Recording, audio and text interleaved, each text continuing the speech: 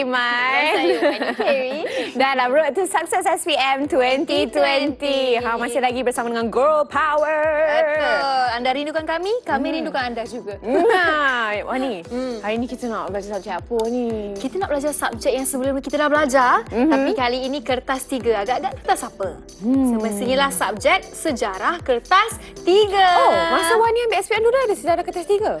Ada Kak, saya punya batch tu ada lagi di mana kita kena buat sepanjang tu kita kena menulis je. Tapi ni dipanggil open book. Tiba-tiba terasa macam agak berumur sebab sisi dulu sampai kertas 2 je. Oh, ya tak ada ke? kertas 3. Alamak. So, kita nak tahu juga ni lah kertas 3 ni apa agak-agaknya tips yang bakal dikongsikan oleh cikgu kita hari ini. Betul. Jadi kita nak persilakan sekarang cikgu. Cikgu Nur Hayati dari Sekolah Menengah Kebangsaan Puteri Ampang. Dipersilakan. Cikgu, Assalamualaikum. Cikgu. Waalaikumsalam. Selamat pagi. Ya, selamat pagi semua. Selamat pagi pelajar-pelajar di luar sana. Wah, itu saya dia. nampak cikgu tadi saya rasa macam nak menyanyi.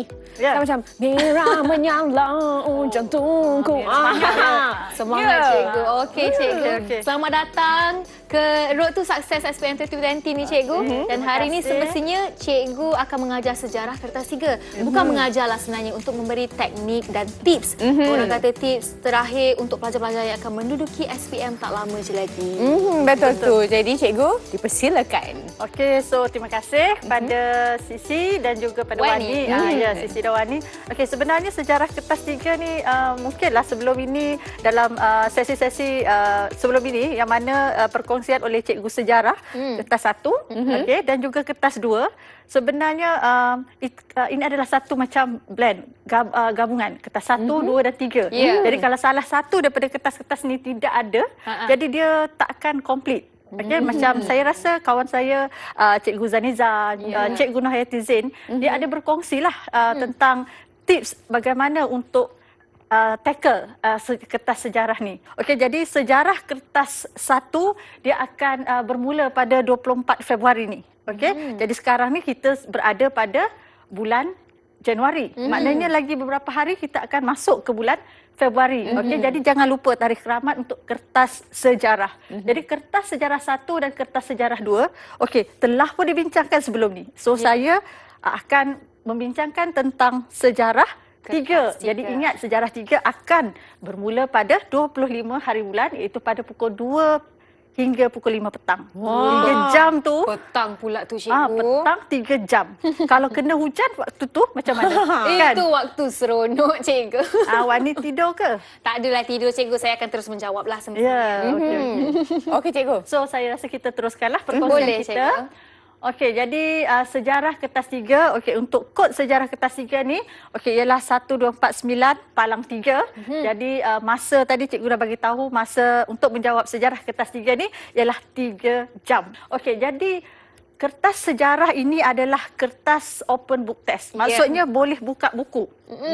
Okey. Nak buka buku maksudnya tak, inilah satu-satunya kertas peperiksaan yang dalam pengalaman saya lah yang mana kita buka buku tu tak ada orang nak marah.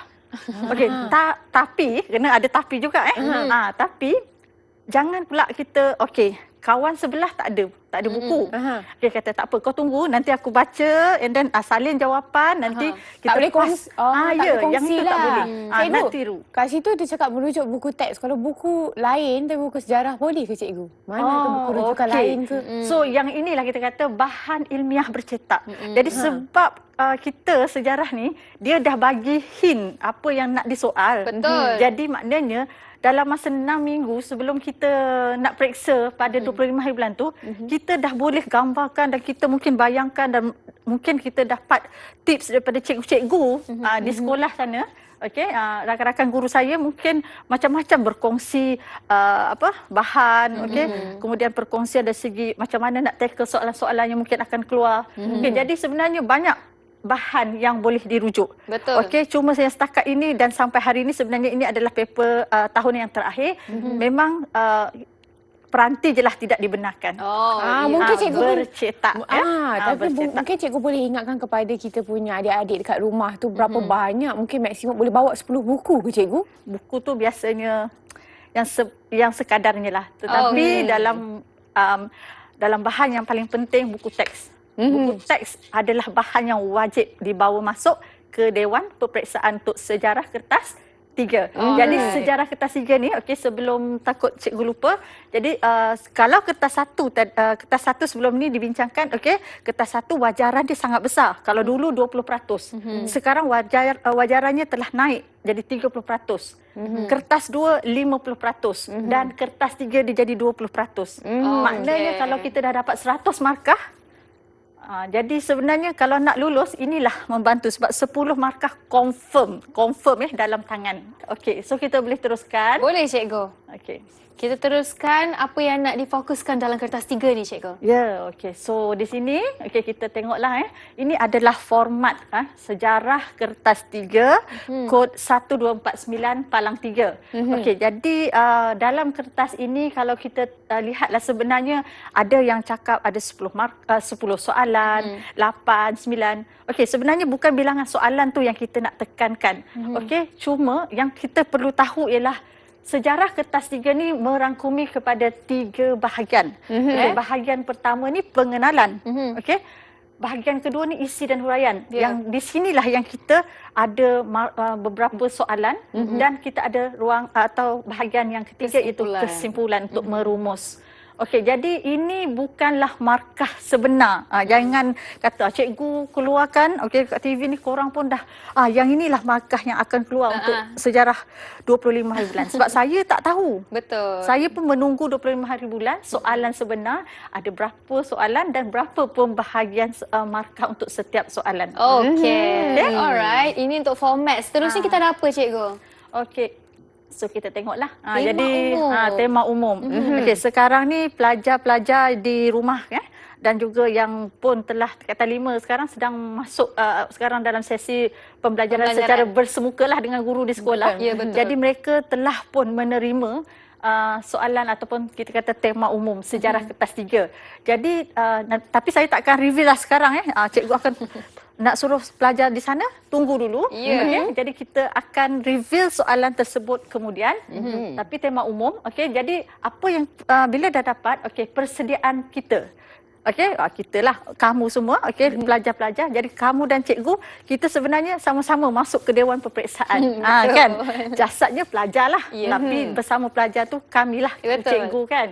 Okey, jadi tugasan spesifik.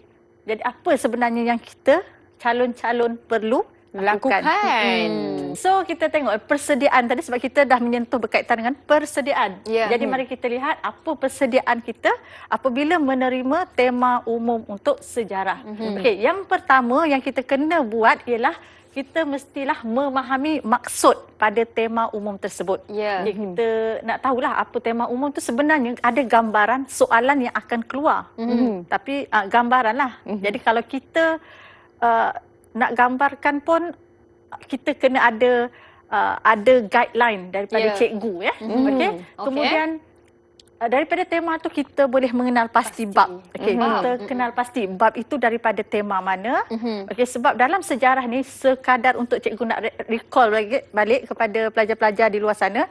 Okey, sejarah ni ada 12 bab 12 tema. Okey, jadi tingkatan 4 bermula daripada tema 7. Tema 7, 8 dan 9. Maksudnya tingkatan 4, tema 7, bab 1, 2, 3. Kemudian tema 8, bab 4 sampailah bab 4 sampai 8. And then tema 7, 8, 9. Okey, tema 9 itu ialah berkaitan dengan topik-topik sejarah tingkatan 4. Bila tingkatan 5, jadi tema 10, 11 dan 12. Okey. Tapi nanti okey, nanti kat sini cikgu akan buka rahsia tema umum ni tajuknya di bab mana. Okey, fahamkan bab tersebut, itu langkah kita lah dan membuat andaian soalan kibat. Sebab buku teks ni dia akan cover. Okey, saya kata tadi 10 markah itu di dalam tangan kita. Sebabnya semuanya dah ada pada buku teks. Ada soalan-soalan yang terus direct untuk yang bahan ni kita ambil daripada buku teks. Itu biasanya lah yang kita tengok daripada pengamatan kita. Okey, dan perbincangan kami guru-guru sejarah bila kami menyediakan pelajar-pelajar ni untuk masuk ke Dewan Peperiksaan. Jadi kita bincang, okey, apa yang kita boleh bantu pelajar-pelajar kita. Okay. Alright. Di sini Jadi itu kena buat andaian kan cikgu? Ya, Okey, kita andaian. sampai andaian. Sekarang ini kita masih awal lagi tapi kita nak bagi cikgu rehat dulu lah. Ya, cikgu. Kita nak bagi cikgu minum air sirap. Sama dengan sama baju. warna dengan baju tu cikgu.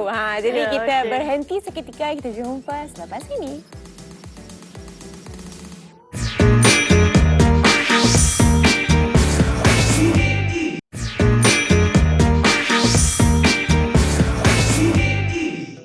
Kembali lagi dalam Road to Success SPM 2020 bersama saya Wani Kerry. Dan juga saya Sisi Iman. Sedapnya minum air sirap tadi. Sedap, alhamdulillah.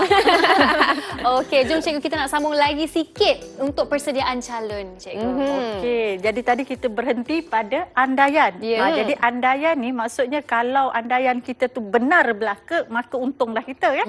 Jadi kita apa pun kita cuba bersedia ya. Ya. Kita bersedia dengan sebanyak mungkinlah kan untuk kita masuk ke Dewan Peperiksaan yang mana ini medan perang kita yang terakhir sebagai seorang pelajar. Betul. Ya, jadi bila kita dah buat andaian ni, andaian soalan, jadi sebenarnya kita kumpullah beberapa banyak daripada pelbagai sumber, daripada soalan-soalan kertas 2 sebagai contoh yang related dengan tajuk ini dan kita cari jawapan untuk soalan-soalan kebat ini. Dan sebaiknya kita latih untuk kita menjawab kan. Soalan kebat dan bukan based on familiar. bila kita dapat je kita pun tengok pada point and then lepas tu kita hafal saja tak. Sebenarnya bila kita praktis beberapa kali sebenarnya jawapan itu akan secara nature-nya dia akan ingat. Dapat. Betul Ya, kan? dah Betul, ingat. pengalaman lah kan. Ya. Jadi bincanglah dengan guru-guru dan rakan-rakan. Okey.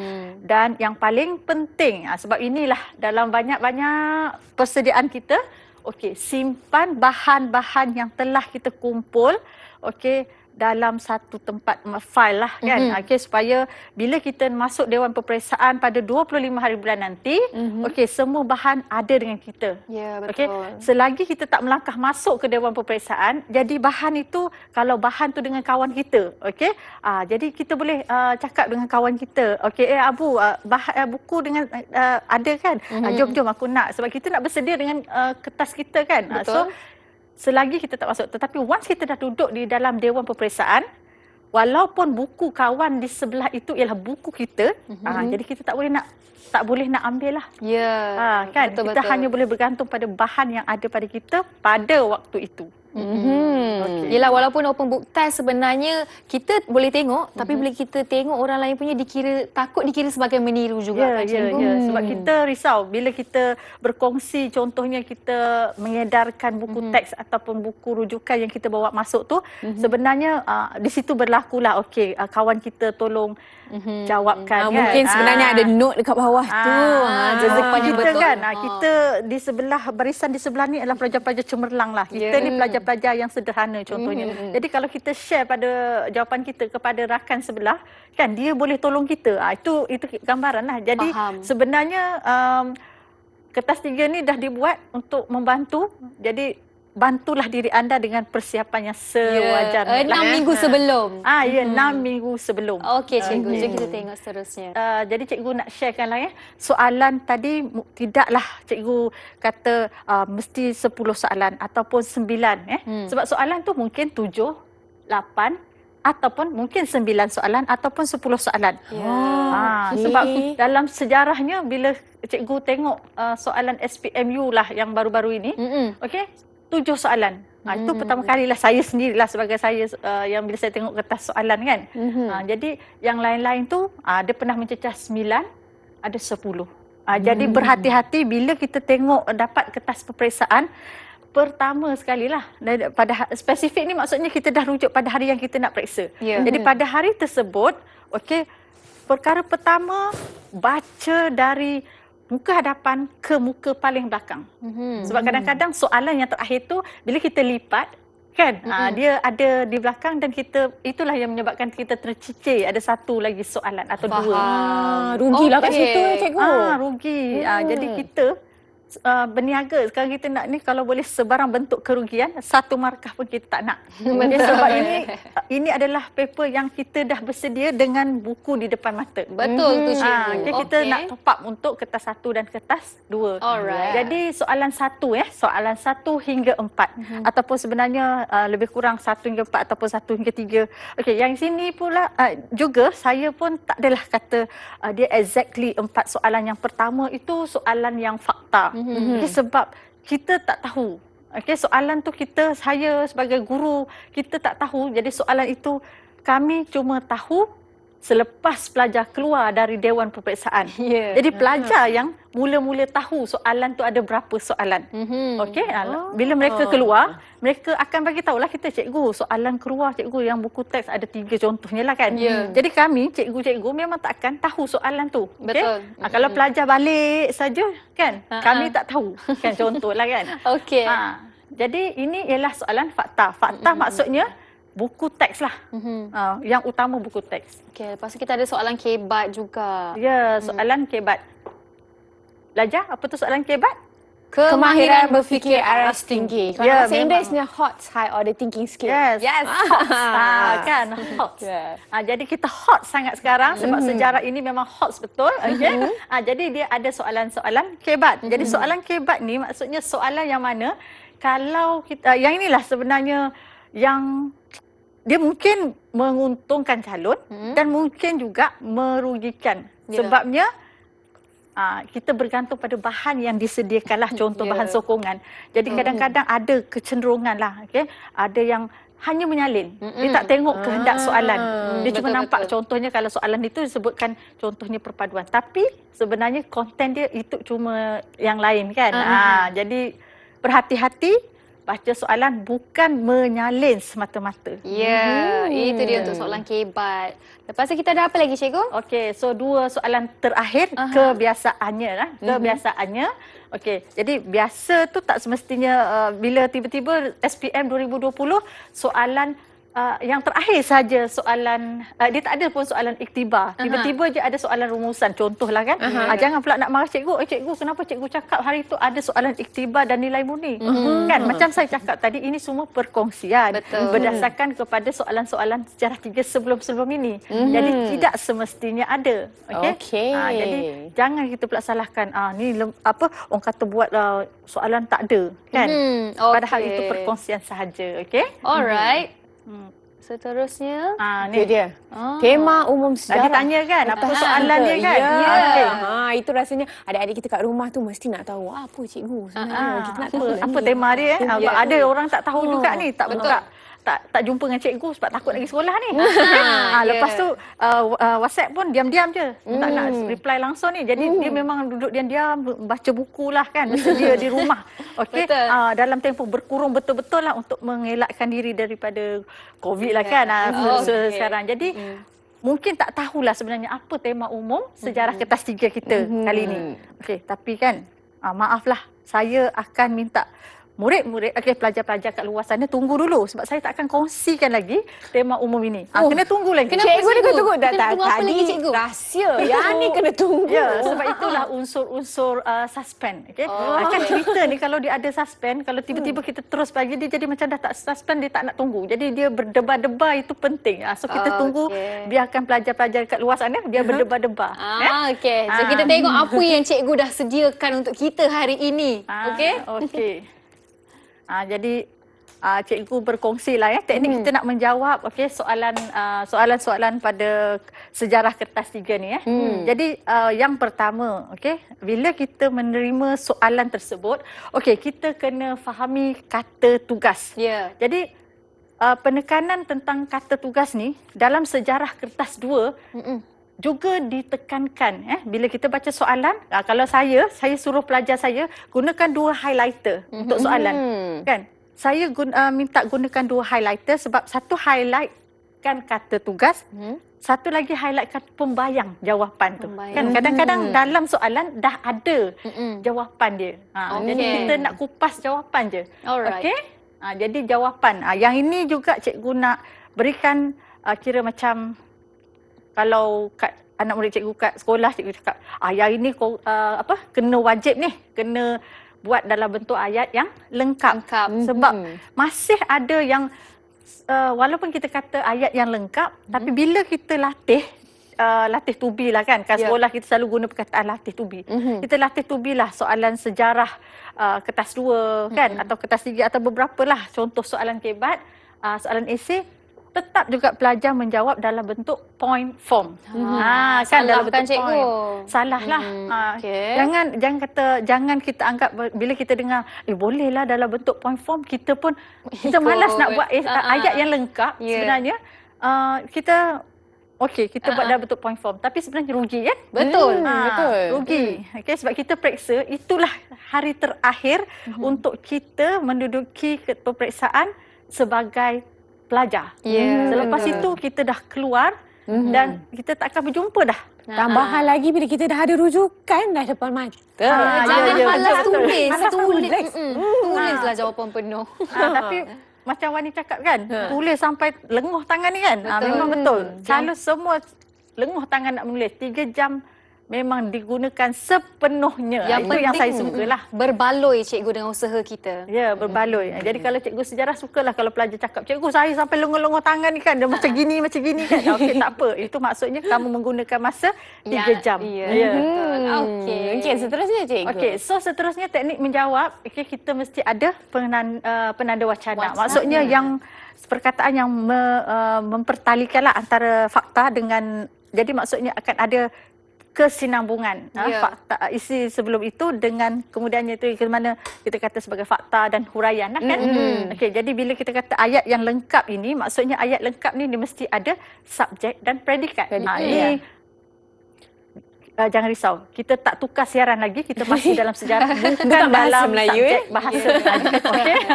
Tapi sejarah dan bahasa Melayu tidak dapat dipisahkan. Okay? Penguasaan yang baik dalam penulisan bahasa Melayu sebenarnya sangat membantu untuk sejarah. Lah, kan? Alright. Okey, dan last sekali, patuhilah peruntukan markah.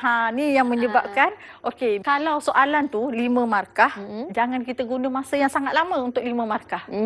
Sebab takut nanti itulah yang menyebabkan kan, yang biasa soalan 1 yang 4 tadi kan, yang soalan daripada buku teks. Sebab buku teks ni orang kata dia punya kontennya panjang. Takkanlah 3 muka surat kita nak salin untuk soalan nombor, contohnya nombor 2. Contohlah kan, betul tak? Betul. Alright, ini teknik menjawab cikgu ada 4. Seterusnya ada teknik lagi kah ataupun soalan yang cikgu nak bagi? Belum juga. Okey. Jadi cikgu mengupaslah tentang kata tugas tadi. Okey, so untuk kata tugas ni, kita ada kata tugas contohnya macam nyatakan, apakah, senaraikan, berikan. Okey, jadi untuk kata tugas bagi soalan yang macam ini, kita berikan fakta tanpa huraian. Maksudnya kita bagi maklumat yang khusus. Jadi senaraikan, kalau senaraikan maknanya kita ada beberapa fakta, tetapi tetap juga tidak ada huraian, tapi ayat tu mestilah lengkap. Kan? Okey, kemudian dalam kata tugas yang contohnya dia mengapakah, bagaimanakah, jelaskan, sejauh manakah, jauh tak tahu jauh tu jauh berapa kilometer, sejauh manakah, perihalkan, terangkan dan huraikan. Jadi kat sini, yang inilah yang memerlukan kita, pelajar menuliskan fakta ayat yang lengkap, ada huraian tentang fakta tersebut, contoh, kemudian kita panggil ada juga kalau soalan kebat ni dia ada istilah inference. Tahu inference? Boleh bagi tahu tak? Selalunya inference ni kita akan gunakan seperti apa perkataan macam seperti kesannya. impaknya, kesannya, betul ke cikgu? Implikasinya. Okey, cikgu sebenarnya macam surprise lah kan. Memang inilah Sikit Wani, kan calon bukan calon dah ni sejarawan berjaya. pelajar sejarah yang telah berjaya dalam mata pelajaran sejarah mereka. Sebab betul lah kan. Sebab inference ni sebenarnya mudah je. Dia bukannya satu benda yang complicated sangat. Kita gunakan perkataan yang mudah. Kesannya apa kan? Contohnya kalau kita bergaduh, kesannya menyebabkan apa kan? Contohlah ya. Okey, so ramalkan. Jadi di sini kita nak ramalkan bila soalan yang kata tugasnya ramalkan. So sebenarnya soalan ini kita perlu membuat jangkaan menyatakan jangkaan sesuatu yang akan berlaku berdasarkan Fakta. Jadi pada soalan itu kita dah ada gambaran apa yang fakta yang nak apa yang kita nak gambarkan based on fakta tersebut. Alright. Jadi ini untuk fahami kata tugas ada 4 juga cikgu. Ya, sebenarnya mungkin dalam bahasa Melayu dia banyak lagi lah. Okay? Jadi di sini cikgu buat perkongsian sebab sebagai saya pun sejarah kertas 3, jadi benda ini telah dikupas dalam sejarah kertas 1, kertas 2. Jadi saya ni kira tambah-tambah sikit lah kan supaya boleh melengkapkan kertas sejarah ini. Jadi ini antara yang penting lah kan cikgu? Ya, antara yang penting. Kita nak tahu lebih banyak lagi Kak Sisi. Kak Sisi. Berusia pula tiba-tiba. Tapi kan tadi kan kita dah ajak cikgu minum air sirap. Jadi baju saya pula baju warna ungu. Jadi saya nak minta cikgu sama-sama dengan saya kita pergi minum air keladi. Tak pun air anggur nak tak cikgu? Saya suka air anggur. Air anggur. So cikgu, kita berehat dulu dalam Road to Success SPM 2020.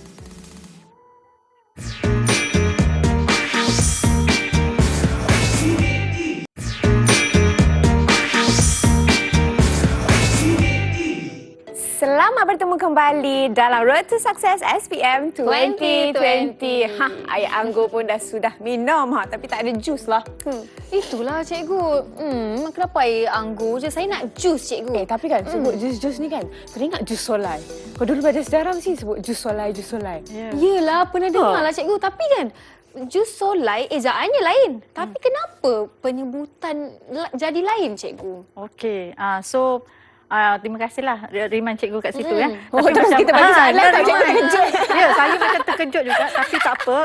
Ini biasa kan. Unsur-unsur kejutan ni bagus juga sebab kita perlukan energi kan. So kalau tadi saya ambil lah macam jus solai. Sebutannya jus solai. Tapi ini bukan berkaitan dengan paper inilah sebab ini tak ada tidak akan ada masalah. Kita salah menulis lah sebab kita buka buku. Tapi ini dalam konteks untuk kita menjawab sejarah 2. Kalau kita nak jawab soalan sejarah 2, contohlah dia jus solai ni berkaitan dengan bab Persatuan Tanah Melayu 1957 bab 5. Jadi kalau di sekolah saya sendiri pun saya akan sebut jus soli. Walaupun hakikatnya cara penyebutannya betul ya jus solai. Sebab bagi pelajar-pelajar, dia kadang dia dengar apa yang dia tulis apa yang dia dengar. Dia biasa dengar. Jadi bila dia dengar jus solai, so dia akan mungkin LAI ataupun LY contohlah. Jadi bila kita nak suruh pelajar tu menulis yang betul, saya akan sebutkanlah jus soli.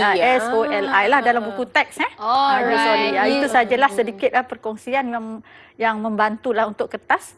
2 lah saya terutamanya. Jadi apa-apa yang unsur-unsur yang kita kata perkataan-perkataan tersebut perbezaan sebutan dan juga cara kita menulis. Alright, terjawablah sudah soalan saya di bangku persekolahan sebelum ini. Itulah tengok YouTube semua jus soli tapi akak guna jus solai. Betul. Tapi tak apa cikgu, saya dah dapat jawapan. Sekarang jom kita teruskan dengan sesi perkongsian kita hari ini. Jadi penanda wacana sedikit lagi.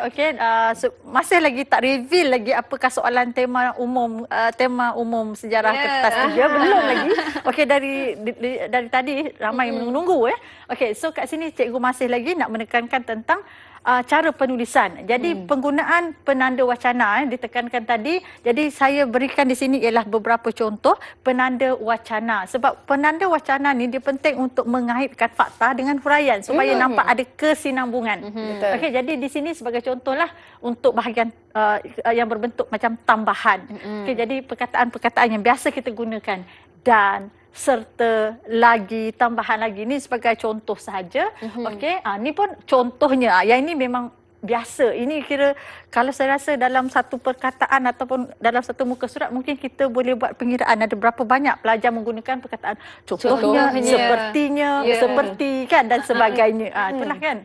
Sebab dan kesan oleh itu. Macam itulah. Itu adalah penanda wacana yang digunakan dalam jawapan esei. Sekarang ini dia rahsia yang kita kena tunggu dari tadi. Cikgu dah tahu kan. Jadi dia kena ada step by step lah kan. Kita penting ingat step by step.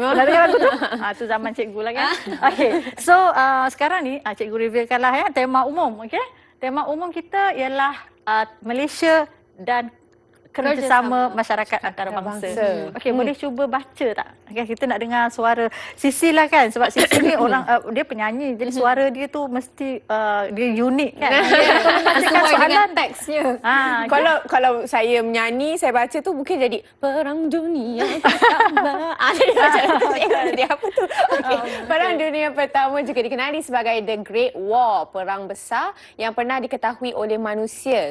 Kena baca semua juga. Sumber www.bbc.co.uk.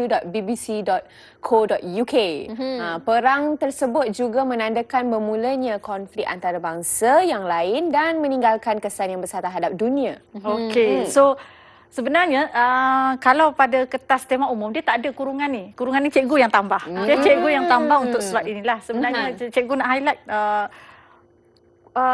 mungkin waktu itu kekurangan idea, jadi saya secara spontan je lah saya buat kurungan. Okey, jadi nak guna highlighter. Jadi tadi cikgu ada bagi tahu kan supaya gunakan highlighter. Jadi betul. Bila kita dapat tema umum pun kita highlightkan. Okey, Perang Dunia Pertama. So kita dah nampak di mana dalam buku teks tajuk tingkatan berapa. Okey. Untuk tema umum tadi Malaysia dan kerjasama antarabangsa ini ialah pada tema 12. Okey, bab 9. Jadi ni adalah memang topik dari tingkatan 5. Okey. Kalau tak tahu juga kat sini, Perang Dunia Pertama. Jadi memang buka buku teks subtopik pertama dalam tajuk 9 ini ialah Perang Dunia Pertama lah. Okey. Dan cikgu highlight kat sini bermulanya, maksudnya daripada Perang Dunia Pertama bila ya? Cik tanya lagi kan. Dah biasa cikgu ni memang nak tanya. Kita pun ada Dunia Pertama. Nampak tak ni? Dunia Pertama. Tak apalah, kita tahu. Okay, tiba-tiba cikgu pula tanya. Semestinya kami belum lahir lagi, cikgu. Ya, saya pun belum. Saya pun belum lahir lagi waktu itu. Okey, tapi tak apa. Okey, Perang Dunia Pertama ni ialah berlaku pada 1914 hingga 1918 lah. Kemudian selepas berlakunya Perang Dunia Pertama, kita tahu berlakunya Perang Dunia Kedua. Okey, jangan terpelak tanya bila pula, tapi bolehlah ya untuk recall kita. Perang Dunia Kedua ialah 1939 hingga 1945. Okey, jadi Perang Dunia Pertama ni dia membawa kepada berlakunya Perang Dunia Kedua. Dan selepas Perang Dunia Kedua, kita tak ada Perang Dunia Ketiga. Jangan pandai-pandai pula ya. Jangan kita minta ya. Jangan minta. Okey, jauhkan. Okey. So kita cuma ada yang kita panggil konflik yang timbul ni, berlakunya kemunculan blok lah. Blok ni bukannya blok batu-bata, bukan. Okey, blok ni maksudnya negara-negara ni mengikut fahaman ideologi. Okey, iaitu blok komunis dan blok kapitalis. Okey, dan berlakulah Perang Dingin. Okey, perang dingin. Jadi Perang Dingin ni macam kita lah kan, bergaduh dengan kawan kita kan. Pernah? Tapi Perang Dingin selalunya dengan boyfriend, cikgu. Oh ya ke? Tapi ada ke boyfriend tu? Tak tahulah. Okey lah. Jadi itulah Perang Dingin kan. Kita Perang Dingin. Bila kita tak bercakap dengan kawan kita je, kita Perang Dingin. So dia perang psikologi. Ada kita gunakan senjata? Tidak. Itulah Perang Dingin ni di kita adalah satu bentuk perang yang tidak menggunakan senjata. Jadi dia tetap memberikan kesan kepada, sebab soalan dia memberikan kesan yang besar terhadap dunia. Okey. Okey. Ini tema dia. Ini tema dia. Siapa yang belum pernah tak pernah dengar apa tema dia ataupun tak tahu, bolehlah mungkin salin. Okey. Tapi jangan risaulah, tak salin pun sebenarnya tak apa. Di sekolah cikgu akan membantu dalam WhatsApp kan. Jadi siapa yang tak pernah buka WhatsApp dah lama kan, takut cikgu tanya kan, tak datang sekolah apa semua, buka WhatsApp. Okey, tanya cikgu sejarah kat sekolah. Tanya cikgu apa. Jadi cikgu akan remind. Ya, okey, itu tema dia. Okey, ni apa pula cikgu? Okeylah, ini sebenarnya cikgu ambil paparan buku teks Itulah dia, tengok ni macam kan, teringat dulu zaman sekolah. Saya suka tajuk ni. Buku teks, kalau saya tunjuk buku teks saya sendiri dah terlalu banyak conteng-conteng ya. Kan, conteng tu ialah daripada zaman saya SPM. Sebab saya pun saya pun yang ambil, maksudnya masih lagi menggunakan buku teks ni dalam KBSM. Cikgu remaja. Saya kan tetap remaja. I shoot 70 sampai sekarang. Okey. Dalaman ya. Okey, yang penting dalaman tu kita kena sentiasa muda, remaja. Betul, cikgu setuju.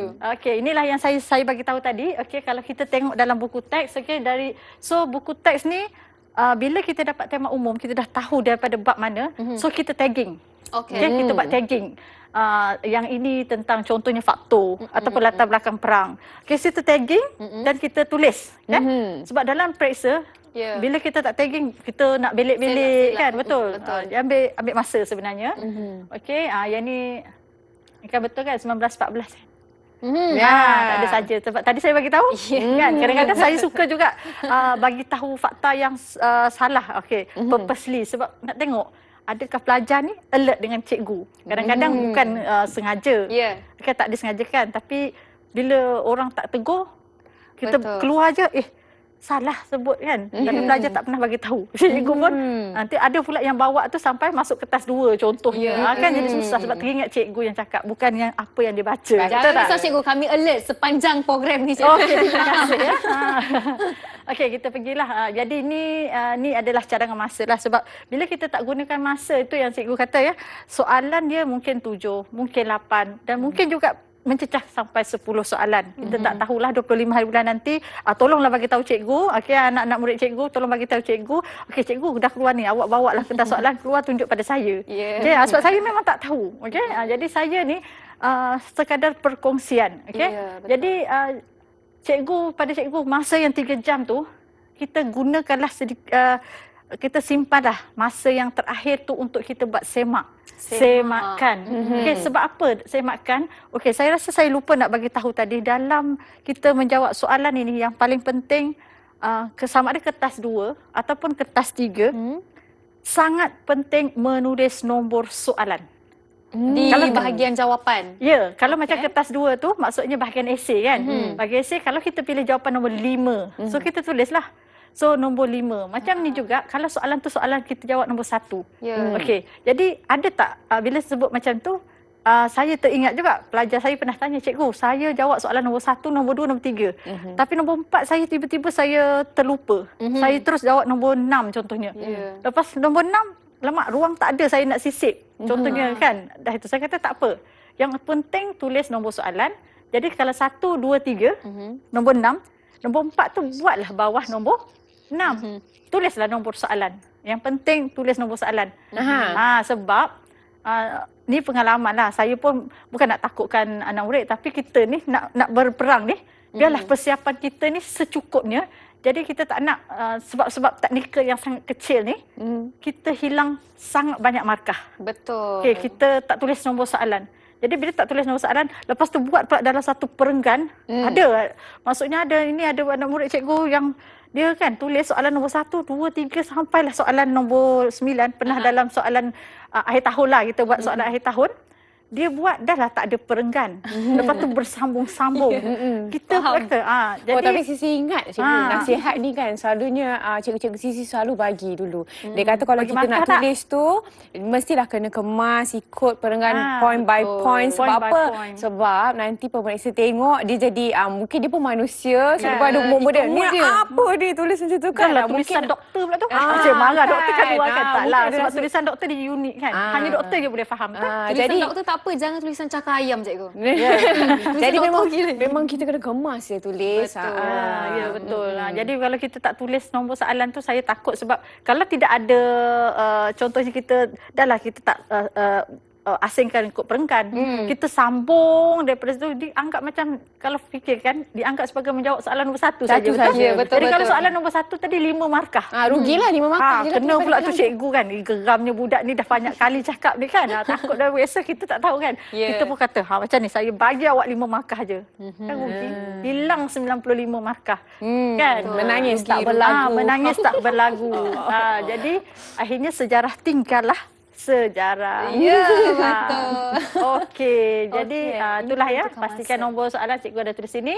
Okay, terutama kalau soalan, sebab tadi ada sebut kan, adakah soalan ni ada pecahan, ada A ke B ke. Itu pun sebab kita tak tahu kan. Jadi mungkin ada, mungkin tidak. Kalau soalan tu ada pecahan A dan B, kita tulislah. Kalau contoh soalan tu 5 ada A, 5B. Kita tulislah 5A, 5B. Alah setakat tambahkan satu perkataan satu huruf kan. A dan B.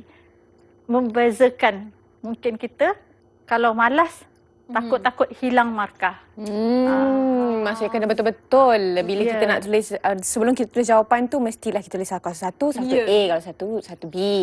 Betul. Di sini pun dah ada peringatan penting. 10 hingga 15 minit. Kena semak. Yang penting kita sebagai pelajar kena semak. Tak perlu terlalu yakin dengan jawapan yang diberikan.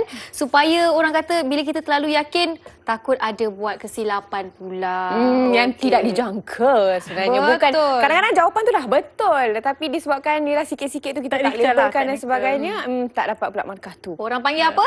Careless mistake. Okey, nampaknya cikgu, kami pun dah dapat pelbagai input hari ini. Tapi sebelum tu cikgu, kami nak janjilah kami nak rehat minum air boleh? Boleh. Kalau take fun. Kalau tadi cikgu air sirap, air anggur, sekarang air lychee warna putih. Bolehlah letak cherry kat atas. Okey, cikgu. Lychee ada cherry? Okey, ni air yang Wani Khairi akan buatkan untuk kita ya. Okey, jadi kita jumpa sebentar saja lagi.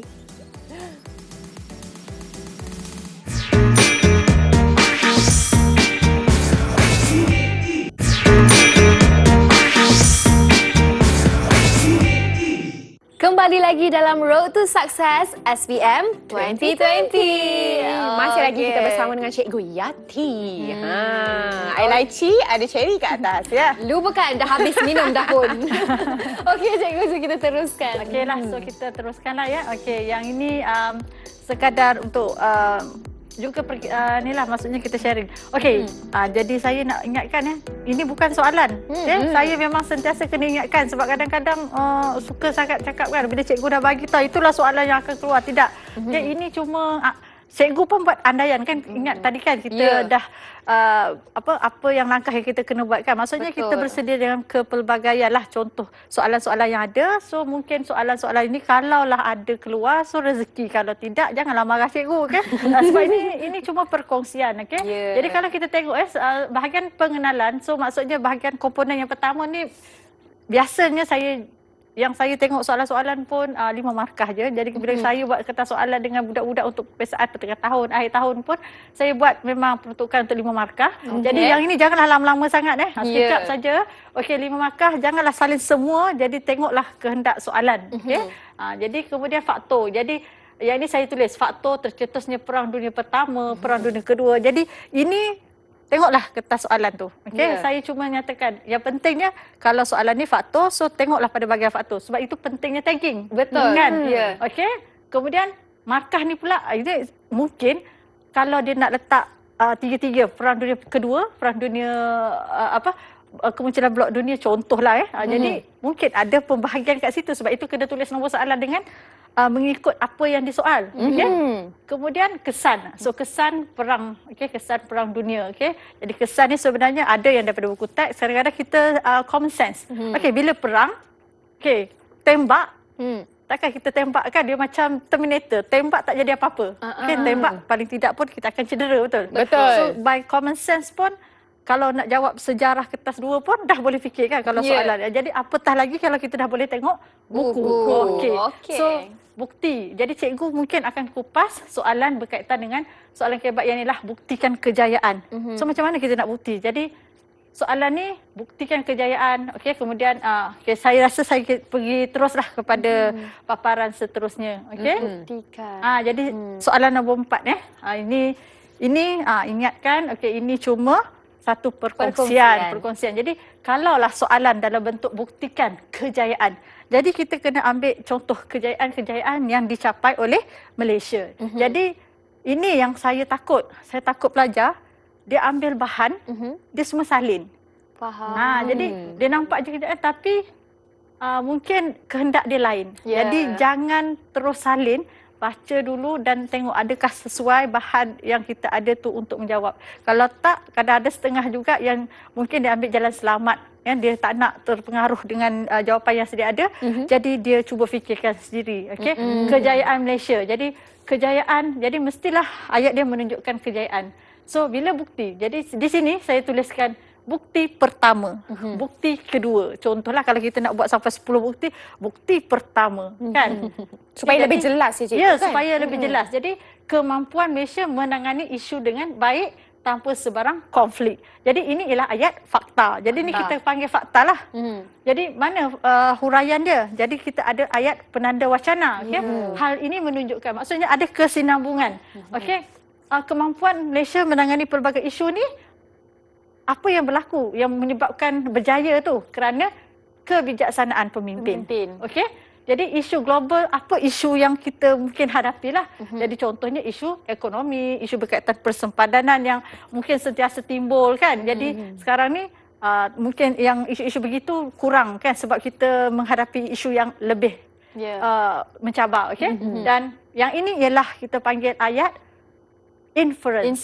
Kan? Kesannya. Okey, dekat sini saya tulis hasilnya dalam perenggan kedua. Okey, jadi contohnya di sini cikgu tunjukkan bahawa dari segi perenggan. Okey, so kita dah ada perenggan pertama. So untuk isi yang pertama huraian, contoh dan juga inference. Tapi kalau tak ada inference pun kita anggap sebagai itulah sebenarnya huraian kedua pula. Jadi dekat sini kalau ikutkan kita dah dapat 1 markah. Okey, 2 markah untuk kebijaksanaan, contohnya 3 markah kan. Sini termasuklah tu maksudnya menunjukkan kepada contohlah. Dia 1 markah dan ayat dekat sini dah dapat 4 markah. Betul. Kan? Jadi kalau sini dah 4 markah, sini dah 4 markah.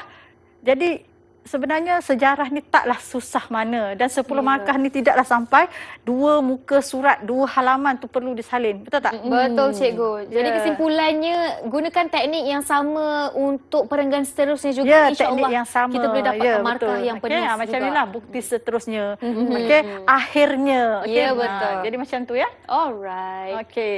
So yang inilah sebab saya bagi bukti, saya bagi 3 perenggan jadi cikgu.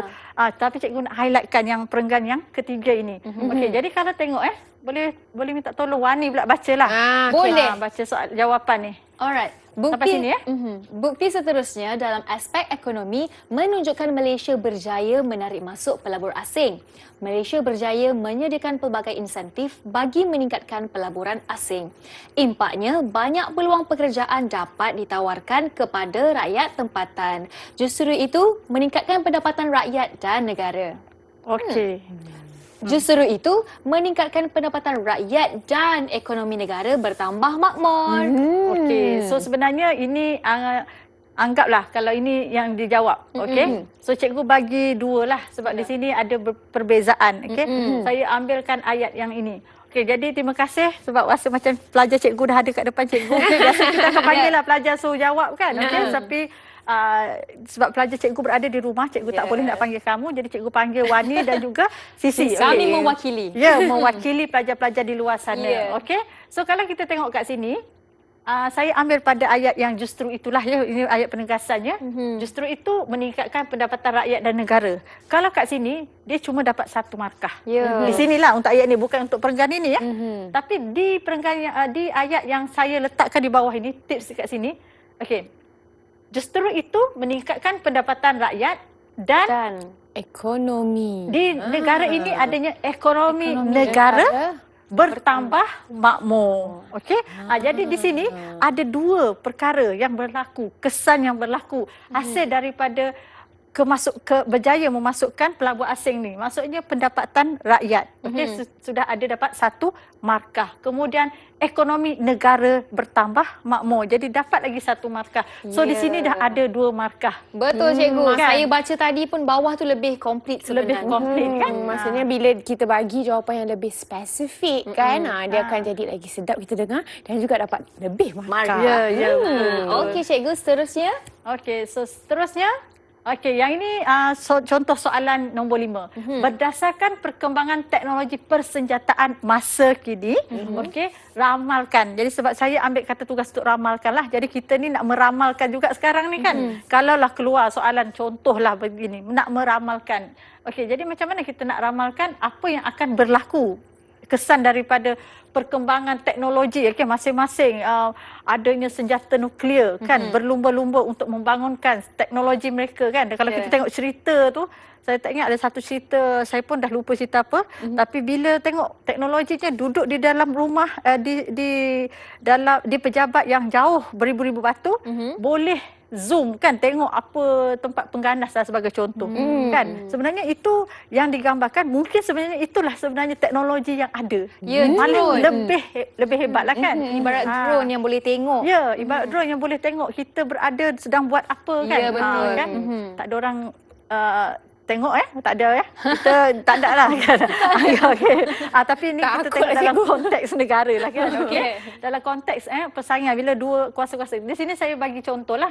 Okey, nak ramalkan apa yang akan berlaku sebab jadi perlumbaan senjata ni berlaku antara negara mana. Okey, jadi antara ni contoh. Maksudnya sudah dapat markah satu kat situ. Jadi bila perlumbaan senjata, maksudnya persaingan untuk membangunkan teknologi persenjataan masing-masing, of course dia akan menimbulkan konflik. Jadi konflik ini yang kita kata wujudnya yang tadilah perang kan.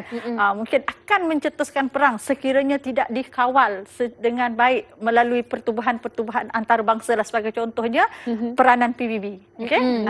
Nak kawal ni kuasa-kuasa luar ni. Kalau tidak, kebarangkalian itu akan ada. Sebab itu nama pun ramal kan. Betul. Okay. Jadi kesannya. Jadi maksudnya negara-negara ini cenderung menyelesaikan masalah berdasarkan penggunaan senjata. Okey, kesannya keamanan dunia terancam. Okey, jadi bila keamanan dunia terancam, inilah kita kata yang akan berlaku lah.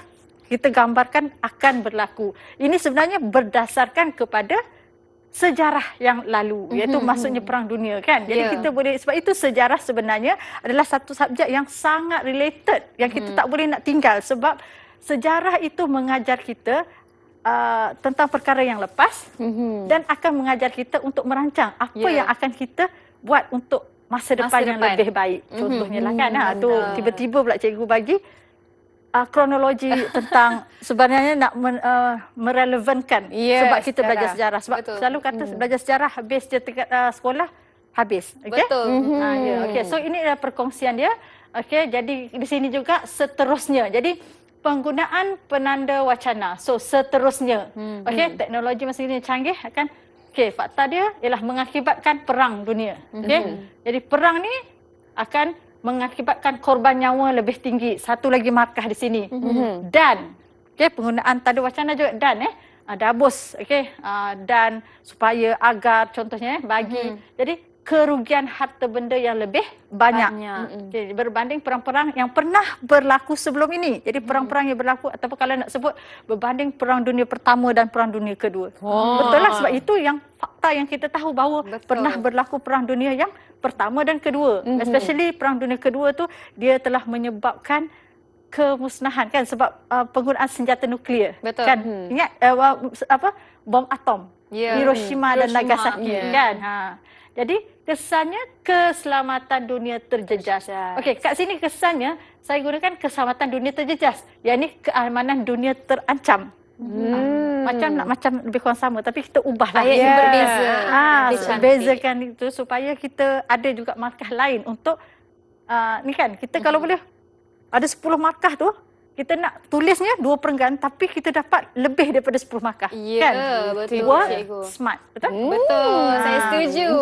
Cikgu seterusnya kita ada apa? Okey. So, yang ini soalan nombor 6. Okey. Yang ini saya ini berdasarkan pengalaman, kita tengok contoh-contoh soalan yang kita buat dengan pelajar kan, cabaran dan langkah. Okey. Jadi bila soalan yang memerlukan cabaran dan langkah, kalau soalan ini mungkin dipecahkan cabaran A, cabaran B, langkah. Tapi ada juga tak dipecahkan. Macam di dalam contoh ni, soalan itu dia dalam satu. Tapi dia ada 2 keperluan. Okey, jadi saya ajarlah pelajar saya kan. Saya tak tahulah, perkongsian saya pada saya mungkin bergunalah. Saya harap berguna untuk pelajar saya. Dan harap berguna untuk pelajar-pelajar di luar sana. Jadi saya ajar supaya bila markah tu 10, ada 2 benda yang kita nak bincang. So kita buat preparation untuk 10 tu 5 markah untuk cabaran, 5 markah untuk langkah. Kan? Macam itulah. Tapi kita nak bagi lebih, itu lebih baik. Betul tak? Betul. Jadi kat sini cabaran pertama, cabaran tu saya buat satu perenggan, langkah satu perenggan. Tapi kalau nak letak cabaran dan langkah, itu biasa. Tapi bila kita buat cabaran dan langkah, kadang-kadang kita tak nampak. Betul? Betul. Jadi saya cadangkanlah untuk kita menulis nampak. Sebab kita ni, mind mapping kita juga sebenarnya. Bila kita menulis, kita bercampur-campur. Jadi kita pun dah tak nampak apa yang kita dah tulis ke atas. Jadi kat sini, cabaran dia. Cabaran dia ialah wujud persaingan kuasa besar dunia meluaskan pengaruh di rantau Asia, di rantau ini. Okey, jadi contoh kuasa besar dapat satu markah iaitu China dan Amerika. Okay? Mereka berlumba-lumba mengadakan perjanjian perdagangan dengan negara. Yang ini fakta kan yang kita tahu. Okey. Jadi kesan daripada persaingan kuasa-kuasa besar ini jadi menyebabkan wujud blok perdagangan antara negara-negara Asia. Okey, blok lah. Jadi sebelum ni kita duk bincang pasal mungkin blok kapitalis, blok komunis. Tapi sekarang ni contohlah bila negara ni kita tak boleh kawal negara-negara negara-negara jiran kita. Tapi kalau kita tengok mungkin kalau ada penguasaan daripada satu kuasa besar terhadap negara tersebut, mungkin dia akan menggugat. Okay, itu pendapat cikgu lah kan, pendapat saya lah kan. Okay, mungkin orang yang lebih pakar dia lebih itulah, tapi dalam konteks sebagai pelajar, tapi ayat ni macam ayat yang high level, betul tak? Tapi pada saya sejarah tak ada masalah sebab salin. Betul. Open book. Tapi mungkin jawapan macam ini tak akan muncul dalam soalan kertas 2 kan. Ya, itu dia. Nampaknya cikgu kita dah habis semua slide ya cikgu? Okey, sebelum kita tamatkan subjek kita hari ini, apa kata cikgu berikanlah rumusan untuk keseluruhan sejarah kertas 3. Okey, so untuk sejarah kertas 3 ni, okey, pastikan kamu menjawab semua soalan. Okey, tulis nombor soalan dengan jelas. Okey. Kemudian pastikanlah juga ada pembahagian antara perenggan dan perenggan supaya sedap mata untuk pemeriksa nak melihat jawapan tu. Okey, so ucapan terakhir cikgu, selamat maju jaya dalam kertas-kertas seterusnya dan harap kamu dapat lulus sejarah dengan cemerlang. Terima kasih. Lenguh tangan pun tak apa. Tapi asalkan 3 jam tu memang kita gunakan sepenuhnya untuk menjawab soalan sejarah kertas 3 ni. Betul, dan kami doakan agar anda semua dapat menjawab dengan baik, dengan hati yang tenang dan memperoleh keputusan yang cemerlang. Sekali lagi kita ucapkan terima kasih kepada Cikgu Nur Hayati. Terima kasih cikgu. Dan selepas ini kita akan ada subjek apa pula agaknya Wani? Ya, dengan cikgu siapa? Kalau nak tahu, kenalah tengok Road to Success SPM 2020 bersama dengan saya Sisi Iman dan saya Wani Carey. Jumpa lagi. Bye-bye.